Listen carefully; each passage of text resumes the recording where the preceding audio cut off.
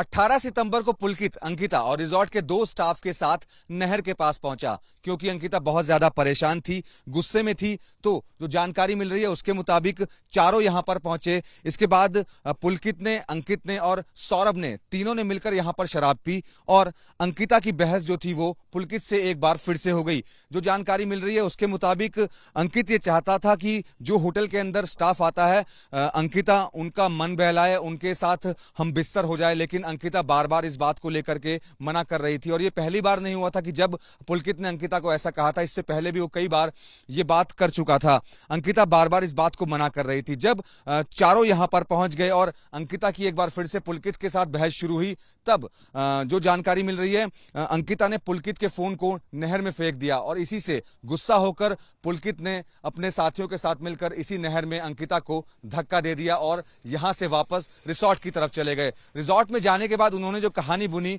वो ये बुनी कि अंकिता जो है वो रिसॉर्ट के अंदर ही मौजूद है और उसका भी खाना जो है वो लेकर आया जाए। ये बात शेफ को भी बताई गई। शेफ ने चारों का खाना बनाया और खुद जो अंकित था, जो होटल का रिसॉर्ट का जो स्टाफ था, वो खाना लेकर अंकिता के कमरे के अंदर पहुंचा और उसको वहां पर रख दिया। लेकिन हर कोई इस बात से अनजान था कि अंकिता कमरे के अंदर नहीं है। 19 तारीख को जब अंकिता नहीं मिली, इस बात की जानकारी फिर पुलिस को दी गई, अंकिता के परिवार को दी गई और फिर एक गुमशुदगी का मुकदमा लिखवाया गया। पुलिस ने भी जब इन तीनों से पूछताछ की, पुलकित से, अंकित से और सौरभ से, तो तीनों लगातार पुलिस को बरगलाते रहे और यही कहानी गढ़ते रहे कि वो यहां पर पहुंचे जरूर थे नहर के पास, लेकिन अंकिता वापस से रिजॉर्ट में लौट गई थी। लेकिन ऐसा नहीं हुआ था। उन्होंने साजिशन अंकिता का कत्ल कर दिया था और उसको नहर में धक्का दे दिया था। फिलहाल अंकिता का जो शव है वो आज सुबह यही, ये जो बैराज आप देख रहे हैं, इसी बैराज के पास से रिकवर कर लिया गया है। उसके शव का आज पोस्टमार्टम किया गया है। हालांकि पोस्टमार्टम रिपोर्ट अभी